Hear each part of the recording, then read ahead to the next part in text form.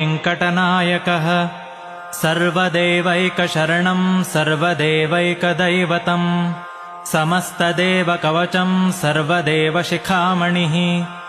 इतीदं कीर्तितं यस्य विष्णोरमिततेजसः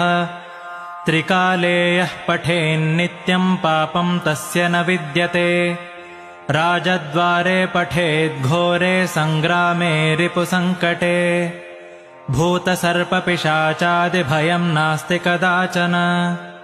अपुत्रो लभते पुत्रान् निर्धनो धनवान् भवेत् रोगार्तो मुच्यते रोगात् बद्धो मुच्येत बन्धनात् यद्यदिष्टतमं लोके तत्तत् प्राप्नोत्यसंशयः